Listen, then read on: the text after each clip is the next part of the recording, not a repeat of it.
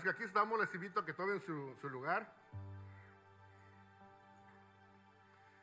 Como decíamos al inicio de la alabanza y la adoración, en este mes iniciamos una nueva serie. Hemos llegado a la serie quizás más colorida de todo el año, ¿verdad?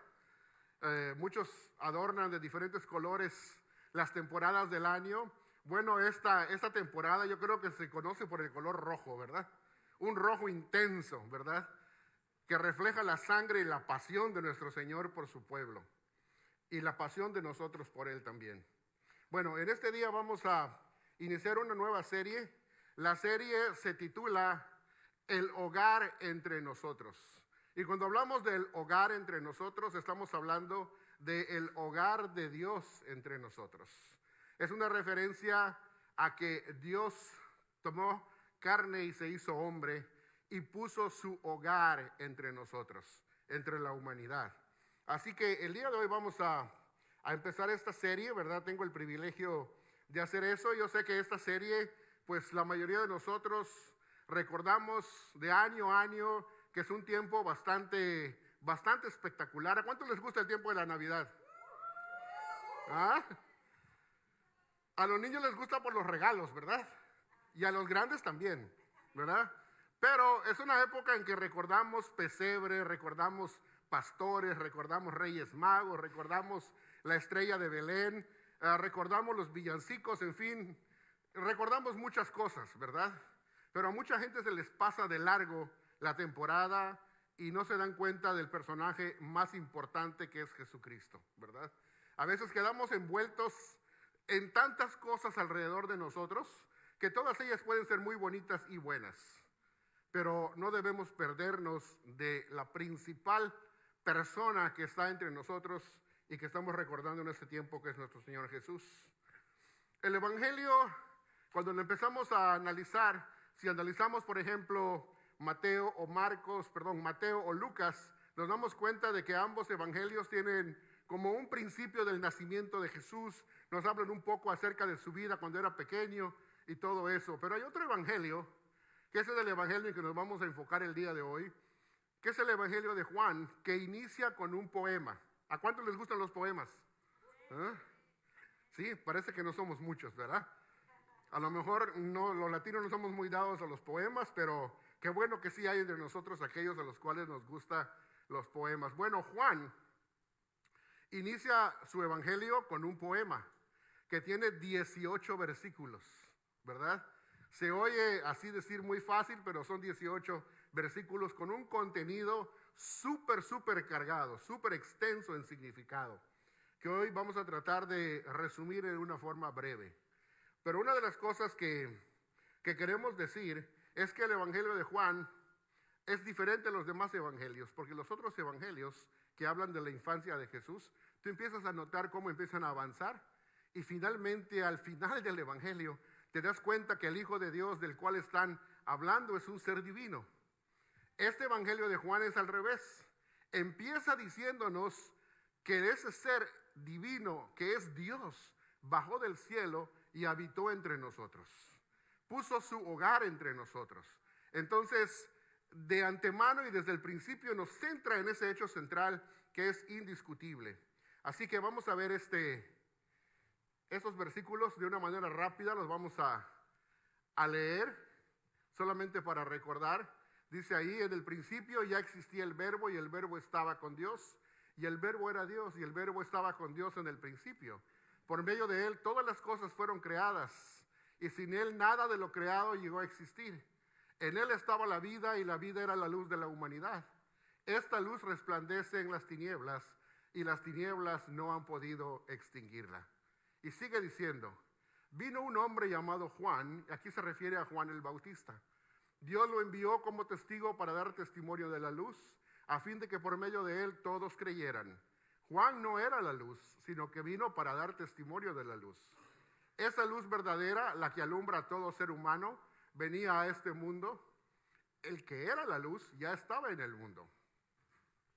Y el mundo fue creado por medio de él, pero el mundo no lo reconoció. Vino a lo que era suyo, pero los suyos no lo recibieron. Mas a cuántos lo recibieron, a los que creen en su nombre, les dio el derecho de ser hijos de Dios. Estos no nacen de la sangre, ni por deseos naturales, ni por voluntad humana, sino que nacen de Dios. Y sigue diciendo, y el Verbo se hizo hombre y habitó entre nosotros. Y hemos contemplado su gloria, la gloria que corresponde al Hijo unigénito del Padre, lleno de gracia y de verdad. Juan dio testimonio de él y a voz en cuello proclamó, este es aquel de quien yo decía, el que viene después de mí es superior a mí porque existía antes que yo. Y sigue diciendo, de su plenitud todos hemos recibido gracia sobre gracia, pues la ley fue dada por Moisés o por medio de Moisés, mientras que la gracia y la verdad nos han llegado por medio de Jesucristo. A Dios nadie le ha visto nunca. El Hijo unigénito, que es Dios y que vive en unión íntima con el Padre, nos lo ha dado a conocer. Este poema es un poema que revela una gran cantidad de cosas acerca de Dios. Pero la primera cosa con la que quiero empezar el día de hoy y que nos fijemos es que cuando regresamos al capítulo 1, verso 1, la primera frase con la cual inicia es, en el principio ya existía el Verbo. Aquí Jesús, el Hijo de Dios, nos dice que ya existía en la eternidad pasada. Antes que cualquier cosa fuera formada, el Hijo de Dios ya estaba presente, ya existía, ya tenía vida. Y aquí es identificado con este término que es llamado el Verbo, ¿verdad? Interesante palabra que la vamos a ir estudiando poco a poco para ver qué significa eso. Ahora, el escritor del Evangelio quiere que sepamos que Jesús, el Verbo, es la revelación que el Padre hace de sí mismo para la humanidad. Es la revelación que el Padre hace de sí mismo para nosotros. Por ejemplo, otra cosa que hay que decir es que algunas versiones de la Biblia no traducen la palabra o el vocablo o el término verbo, sino que utilizan el término la palabra, ¿verdad? Entonces algunas versiones leen un poco diferente, pero el personaje que se está identificando es el mismo. Ahora, una cosa importante que tenemos que decir es que Jesús, siendo la palabra del Padre, era la representación misma de Dios, era la naturaleza misma de Dios. Pero quiero que ustedes piensen, por ejemplo, en términos humanos. Cuando alguien dice, me das tu palabra, entonces cuando uno dice, sí, te doy mi palabra, esa palabra que tú estás dando o empeñando representa quién tú eres, representa tu honor, representa tu autoridad y representa tu carácter, ¿sí o no? Lo mismo es Jesucristo, lo mismo es Jesús desde la eternidad, siendo la revelación misma del Padre. Él es la palabra de Dios, es el honor mismo, es la autoridad misma, es el carácter mismo y es la naturaleza misma de Dios manifestada para nosotros. No es cualquier cosa. Entonces, vamos a estar hablando de eso. Aquí vemos que cuando estamos recordando todo lo que leímos en el poema del verso 14, nos recuerda el evangelista Juan que ese verbo se hizo carne, o se hizo hombre, o se humanó. Quizás una forma mucho más natural, pero más literal de decirlo es que el verbo puso su tabernáculo entre nosotros. Como cuando uno va al camping y pone su tienda, ¿verdad? Bueno, la parte física, el ser físico de Jesús, esa era la tienda donde habitaba el Logos.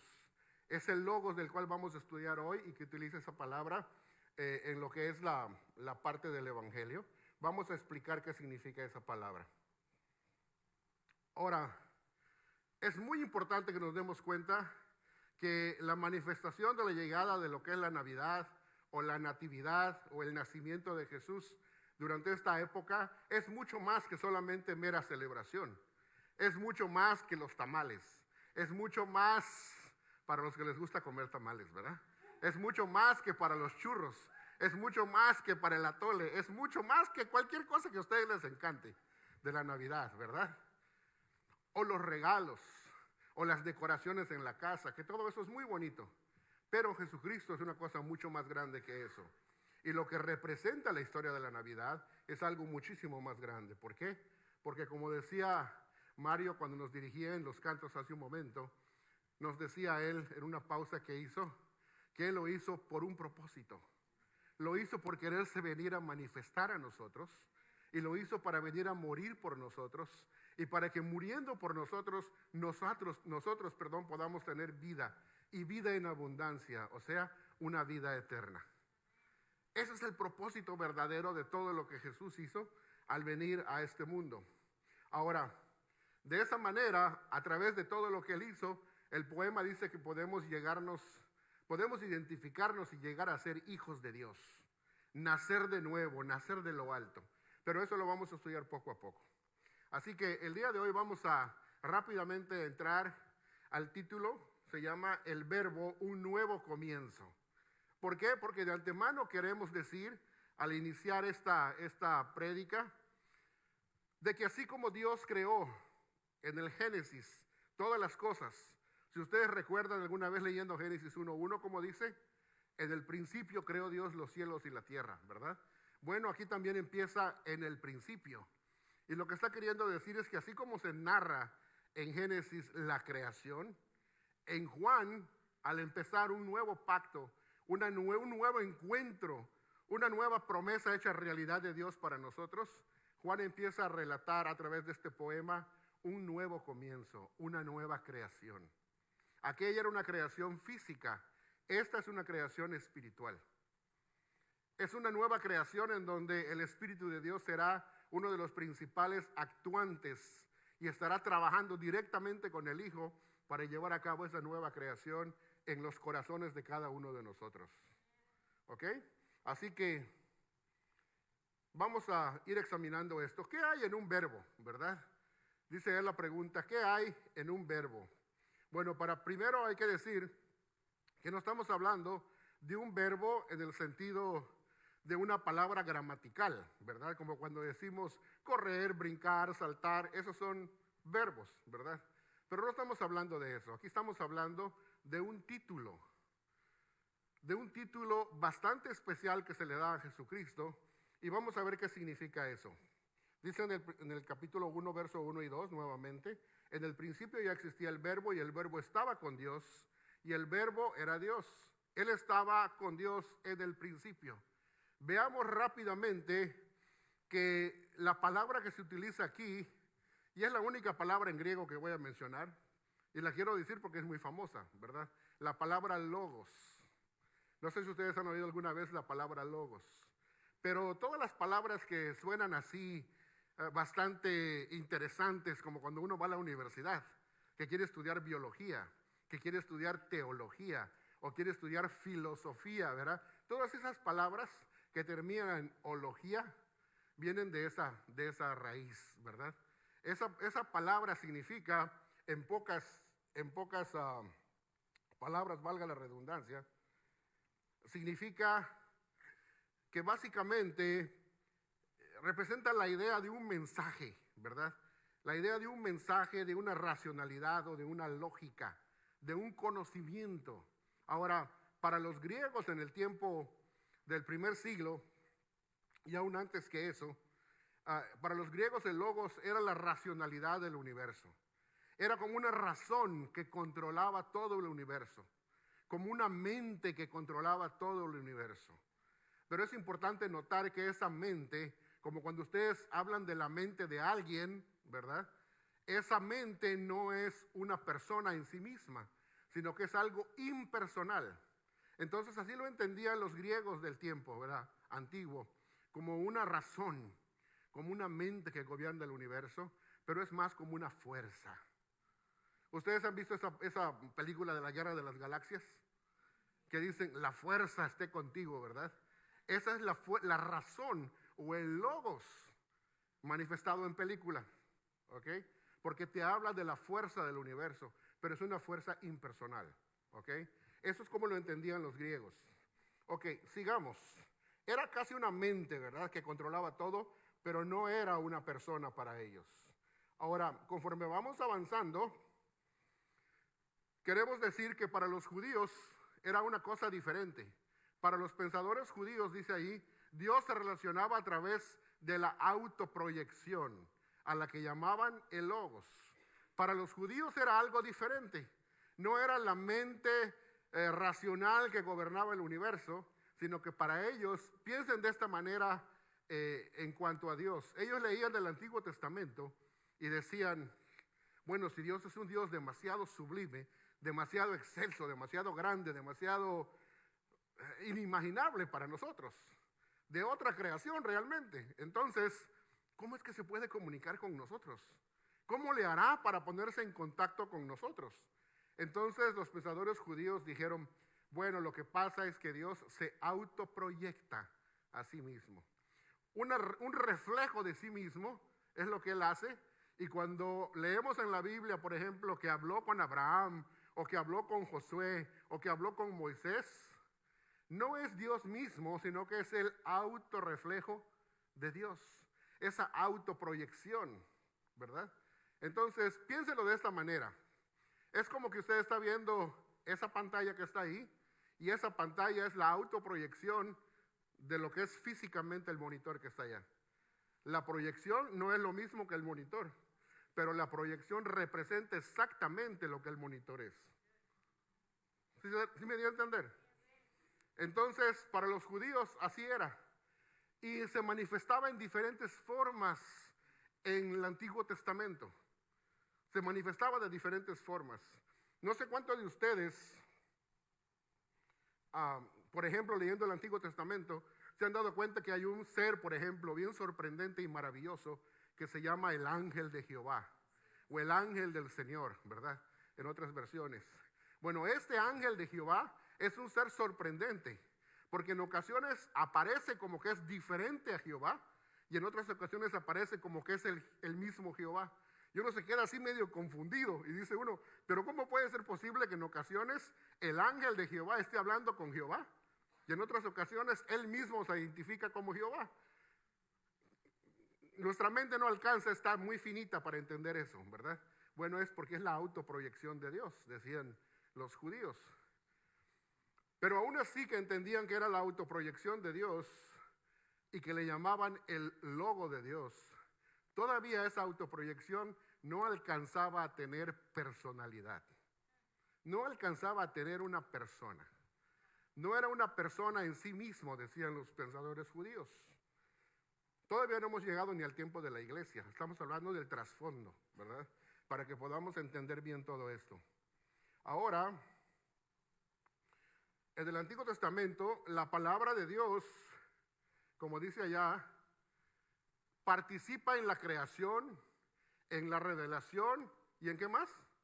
Y en la salvación. Entonces, una cosa importante que nosotros debemos comprender de lo que el Antiguo Testamento es, en cuanto a lo que nos enseña respecto a la palabra o el verbo, es que Dios hace tres cosas. Dios crea, revela y también salva. La palabra no es nada más una cosa hablada, sino la palabra es una cosa, si lo queremos poner por ahora, es una cosa que hace actos, que realiza eventos, que participa en lo que está haciendo. No nada más predice cosas, sino que las predice y Él mismo las lleva a cabo. ¿Sí me doy a entender? Ok, estamos tratando de poner en palabras simples cosas bien complejas. Ok, entonces, tres cosas: crea, revela, y cuando hablamos de revelar significa que nos da a conocer algo. Revelar algo significa que cuando venimos a una persona y le decimos, ¿sabes qué? Te quiero revelar un secreto. Te quiero dar a conocer o manifestar un secreto, ¿verdad? No estamos hablando de revelarse en cuanto a rebelión, no. Estamos hablando de revelarse en cuanto a dar contenido de información y de conocimiento personal. ¿Ok? Entonces, es algo relacional. Ahora, vamos a avanzar un poquito más. Y en este contexto, en pocas palabras, nos está diciendo de que ese ángel de Jehová, hay otro personaje que es el Hijo del Hombre, que lo encuentran en Daniel capítulo 7, pero hay otros personajes más como por ejemplo el capitán del ejército de Jehová, que aparece en el libro de Josué. No sé si ustedes lo han visto, ¿verdad? Es otro personaje que aparece allá, o quizás ese ángel que es hombre y Dios a la misma vez, con el cual lucha Jacob en Peniel. Es otro personaje y todos ellos son simple y sencillamente el mismo personaje en el Antiguo Testamento que se manifiesta en diferentes tiempos, en diferentes maneras, como esa autoproyección de Dios. Nada más que cuando llegamos a la fe del Nuevo Testamento, entonces Juan nos empieza a revelar quién era en realidad ese personaje. ¿Ok? Entonces, seguimos aquí. ¿Por qué es importante que entendamos que Él crea, revela y salva? Porque Jesús, como dice allá, el verbo revela a Dios, ¿verdad? Pero antes de que lleguemos allá, ¿por qué es importante esto? Es porque Jesús no es alguien creado, sino que Él es el creador. Otra cosa importante es que Jesús no es otra revelación más de Dios, entre muchas más. No, Él es la revelación definitiva, total y final de Dios para nosotros y para quien sea. Y luego, quiero decirles esto así bien rapidito. Por ejemplo, hay diferentes religiones en el mundo. Y, por ejemplo, el punto de vista de los musulmanes. No sé si ustedes alguna vez lo han escuchado. Pero ellos dicen, el judaísmo es una religión demasiado básica. Porque es como la primaria. Dios se reveló a Moisés. Y ellos dicen, los musulmanes, el cristianismo, dice, es como ir, en México le decimos la secundaria, el siguiente nivel. Es como decir ir a middle school, ¿verdad? Entonces, ¿por qué? Porque allá Dios se revela a través de Jesús. Y ya cuando llegamos a la universidad, dicen ellos, entonces Dios se revela a través de Mahoma. Así enseñan ellos. Pero la Escritura no nos enseña eso. En Hebreos capítulo 1, versículo 2 dice, siendo el resplandor de su sustancia y la misma esencia de su ser real, siendo el heredero de todas las cosas, por medio de él creó todo el universo, dice la Biblia. Jesucristo no es un ser mediano ni intermedio, Él es el ser supremo. Entonces, por eso es que vivimos en Él el día de hoy, por eso es que creemos en Él el día de hoy, porque Jesucristo no está muerto como Mahoma, no está muerto como Moisés, resucitó y está a la diestra de Dios Padre, y juntamente con Él sea la gloria, ¿verdad? Una cosa más, no solamente Él es la revelación misma de Dios, sino que muchos pensarían, bueno, Él vino a revelar el plan de Dios. Sí, sí vino a revelar el plan de salvación de Dios, pero es más que eso, porque Él es el plan de salvación de Dios. No solamente vino a decirlo, Él vino a hacerlo. Entonces Él es el plan de salvación de Dios, ¿verdad? Y seguimos aquí, como decía ya, que revela al Padre. Sí, el logos o el verbo es identificado como el Hijo. Pero hay una frase que necesitamos estudiar ahorita rapidito, que es la que sigue. El verbo estaba con Dios. Ok, esta frase es muy importante porque cuando uno lee la Escritura dice, en el principio ya existía el verbo y el verbo estaba con Dios. La primera cosa que hay que mencionar es que la primera vez que aparece la palabra Dios, debemos entenderla como el Padre, como diciendo, y el verbo estaba con el Padre, ¿verdad? Ahora, esa palabrita con, en diferentes idiomas funciona diferente, pero la palabra que aparece en el idioma original aquí, lo que nos da a entender es un con, pero que solamente se usa para relación estrecha e íntima entre personas. No es una relación que yo tengo con un objeto, o la relación que hay entre dos objetos, porque una sería personal y el otro impersonal. No, aquí no está hablando de eso. Esa palabrita que se aparece allá significa una relación íntima, estrecha y cercana, cara a cara, entre dos personas. Y no solamente implica eso, sino que implica que las dos personas que están en esa relación de estrecha intimidad poseen la misma naturaleza y tienen la misma autoridad y están al mismo nivel. Esa palabra en griego solamente se usa para eso. Y es la que Juan escogió utilizar para hablar del Padre y del Hijo. Ok, entonces estamos hablando de la idea de que hay dos personas que están frente una a la otra. De hecho, es una imagen de lo que el matrimonio es en la cultura judía. Cuando el hombre y la mujer tienen una relación sexual de la forma más natural posible, están frente a frente. Están en íntima relación. No hay una relación más íntima que pueda haber entre seres humanos que esa. Bueno, pues la relación en la que estaba el padre y el hijo es de esa estrecha intimidad, no en cuanto a sexo, sino en cuanto a amor. Así es el amor del padre hacia el hijo y del hijo hacia el padre, como la que debe existir entre los esposos. ¿Sí me doy a entender? De esa profundidad, ¿verdad? Por eso el apóstol Pablo en una ocasión decía, y este es un misterio, y hablo de Cristo y de la iglesia, decía en Efesios capítulo 4.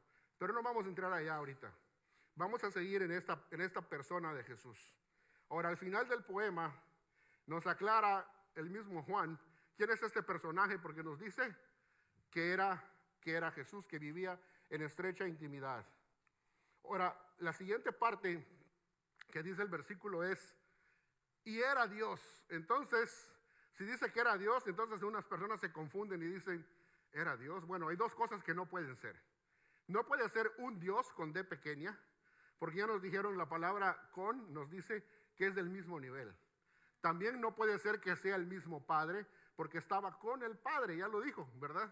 Entonces, la segunda vez que aparece la palabra Dios, no significa Dios el Padre. No quiere decir que Jesús es Dios el Padre, sino que significa que es de la misma naturaleza. Que tan divino es el Padre como tan divino es el Hijo. Ahora hay que entender bien esa palabra, porque a veces usamos la palabra divino en un sentido que no es el correcto, o no el correcto para lo que quiere decir aquí. A veces cuando vemos a alguien que es muy bonito, o vemos algo que nos gusta mucho, decimos, ¡ay, qué divino! Decimos, ¿verdad? Pero no está hablando de eso. No está queriendo decir, ¡ay, qué lindo está! No. Acá la palabra Dios significa divino en el sentido de divinidad, de deidad, un ser que recibe adoración, porque es el creador del universo, ¿verdad? Ok, entonces, es lo que nosotros conocemos y la base de lo que sigue aquí, que es lo que conocemos como la Trinidad, que hay un Dios en tres personas, Padre, Hijo y Espíritu Santo. Ahora, tres personas decimos nosotros, y en nuestra mente finita lo único que alcanzamos a entender es que decimos tres personas, pues nos imaginamos tres individuos como nosotros. Pero Dios no es tres individuos como nosotros. La palabra persona es un término especial que se utiliza allí. Ahora traten ustedes de pensar en una persona que no está sujeta ni al tiempo, ni al espacio, ni a la materia, ni al volumen. ¿Se pueden imaginar ustedes algo? No, porque todo lo que existe en el mundo creado, al menos está sujeto a una de esas cuatro cosas, de esas cuatro dimensiones. Tiempo, espacio, materia o volumen. Pero Dios está más arriba de cuatro dimensiones. Es 10, 15, 50, 1,000,000 de dimensiones más arriba que eso. Entonces, ni nos imaginamos de la grandeza de Dios, ¿verdad? El profeta Isaías lo único que alcanzó a decir es, Dios habita la eternidad. No dice Dios habita en la eternidad, dice Dios habita la eternidad, que mora en ella y la llena la eternidad y la sobrepasa. O sea que no es cualquier cosa nuestro Dios, ¿verdad? Ahora, quiero que nosotros veamos cómo es que Dios se revela en la carne. Y lo dice en el versículo 14, Juan 1:14 nos dice que el verbo se hizo carne, ¿verdad? Pero antes de llegar allá, bueno, ahí lo tenemos. El verbo se hizo carne y habitó entre nosotros. Dice ahí, ¿verdad? Muy interesante, muy importante, porque nos está diciendo la razón por la que hizo todo eso. Y vamos a hablar de Cristo cuando Él creó al mundo y lo está recreando, porque ese es el propósito de la Biblia al decirnos lo que nos dice en este poema. En Génesis 1 veíamos que Dios creó al mundo, cuando dice en el principio creó Dios los cielos y la tierra, pero decíamos que en Juan 1 está recreando al mundo. A lo suyo vino y los suyos no lo recibieron, pero a los que lo recibieron les dio el derecho de ser hechos hijos de Dios, a los que creen en su nombre, que no nacen de voluntad de sangres ni de voluntad humana, sino que nacen de Dios, nacen de lo alto, nacen de su espíritu. Y esto es muy importante, ¿verdad? Porque la Navidad, lo que nos está queriendo decir es que Él vino a este mundo a recrear al mundo. ¿Qué es lo que pasó? Y tenemos la figura en el mismo Génesis. En Génesis capítulo 1 dice que cuando el mundo aparece está todo en caos. Dice: en el principio creó Dios los cielos y la tierra estaba desordenada y vacía. Dice así, ¿verdad? Era un caos. Pero luego dice: y el Espíritu de Dios revoloteaba sobre la superficie de las aguas. Y luego dice: y dijo Dios, sea la luz, y fue la luz. Bueno, pues este mundo en el que nosotros vivimos ha caído en ese caos, en esa oscuridad. Y entonces Dios envía a su Hijo, y a través de su Hijo nos envía también del Santo Espíritu, para hacer una nueva recreación en nuestras vidas, en esta humanidad caída que no sabe encontrar su propio camino. Muchos pueden pensar: no, pues yo voy a encontrar mi camino hacia Dios. La única forma de que tú puedas regresar a Dios es que Dios te encuentre a ti, y ya lo ha hecho en Cristo. Entonces es importante que nos demos cuenta de eso, ¿verdad? Ya para ir avanzando, quiero que brinquemos a este pasaje que se encuentra en 2 Corintios 5, 17 al 18. Porque cuando uno se pregunta: ¿y qué es la nueva creación de Dios? Bueno, a final de cuentas y en palabras simples, es el retorno a Dios, el regreso a Dios. Fíjense, el ser humano, en la primera pareja desde el principio, después de que pecaron, mostró cuál iba a ser su intención hacia Dios. Cuando pecaron, si ustedes leen un poquito el libro de Génesis, se van a dar cuenta. ¿Qué es lo que hicieron cuando pecaron? Se escondieron entre los árboles, ¿verdad? Y no querían que los vieran porque dice: estamos desnudos, nos da vergüenza. Entonces vemos como el ser humano huye de Dios y busca esconderse donde Dios no lo mire, porque sabe que está mal, pero le cuesta reconocerlo, porque ha entrado en el ser humano una actitud que antes no tenía, que es el orgullo. Entró en el ser humano el espíritu de orgullo y de soberbia, porque dijo: yo quiero ser como Dios es, quiero conocer lo mismo que Dios conoce, y cayó en el engaño de la serpiente. Pero este pasaje nos dice así: por lo tanto, si alguno está en Cristo, es una nueva creación, o pertenece a una nueva creación. Lo viejo ha pasado, ha llegado ya lo nuevo. Todo esto proviene de Dios, quien por medio de Cristo nos reconcilió consigo mismo y nos dio el ministerio de la reconciliación. Él ha hecho todo ese trabajo. Él ha hecho todo ese buscarnos. Él ha hecho todo ese encontrarnos. Y el día de hoy te ha encontrado a ti y a mí aquí en este lugar. Estamos aquí no por coincidencia, ni porque nosotros dijimos en algún momento: hoy tengo ganas de ir al servicio, voy a ir. Es el Espíritu de Dios quien te trajo, ¿verdad? Es el Espíritu de Dios quien tocó tu corazón. Es el Espíritu de Dios quien quiere hacer esa nueva creación en ti. Si tú has sido un creyente ya de tiempo y que tú dices: Señor, a veces me pierdo, a veces no entiendo mi propósito, a veces no sé qué hacer, yo te invito a que el día de hoy tú le digas al Señor: Señor, aquí está mi vida, recréala. Pero ten cuidado, ¿sabes por qué? Porque cuando tú le digas al Señor: recréala, Él la va a recrear a como a Él le parece, no como a ti te parece. ¿Ok? Entonces es muy importante eso, de que cuando tú abras tu corazón, se lo abras confiando verdaderamente que lo que Él va a hacer una obra magnífica, la mejor de todas. ¿Sabes por qué? Porque la obra que quiere hacer en ti es la misma forma, el mismo reflejo que está en Jesús, lo quiere poner en ti. Quiere que tú seas hecho a la imagen de su Hijo, que Dios se ha hecho la imagen de su Hijo. Y el día de hoy yo te quiero invitar a ti, si tú nunca has recibido al Señor en tu vida, si tú dices nunca lo he conocido, hoy es día de que lo conozcas. Les invito a todos que se pongan de pie, porque ese es el verdadero propósito de la Navidad. El verdadero propósito de la Navidad no solo es celebración, no solo es regalos, no solo es algarabía, todo eso es muy bonito y bueno, pero el verdadero propósito es que tengamos un encuentro personal profundo con el Señor. Y si el día de hoy no lo has tenido, te invito. Si alguien que gusta recibir al Señor el día de hoy y que no lo ha hecho antes, ahora es tiempo. Yo te invito a que levantes tu mano, no vas a pasar al frente, no te voy a hacer orar conmigo en forma especial ni particular, pero si tú quieres recibir al Señor el día de hoy y has entendido el propósito de Jesús, levanta tu mano. Y si tú ya le recibiste y quieres que el Señor siga haciendo esa obra en ti, pero por alguna razón has estado desorientado, descontrolado, levanta tu mano también o ponla en tu corazón y ora junto conmigo.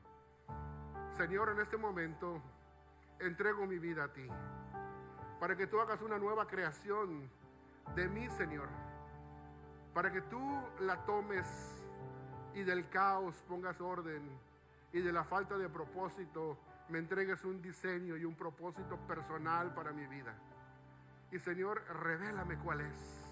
En Cristo, revélame cuál es para que yo pueda llevar a cabo esa misión que tú tienes para mí, que de antemano sabemos es contribuir al reino de Dios. Y mi hermano y hermana, o amigo, o visitante, si el día de hoy Cristo ha hecho sentido para ti, es porque Él te está mostrando grandes cosas que quiere hacer en tu vida.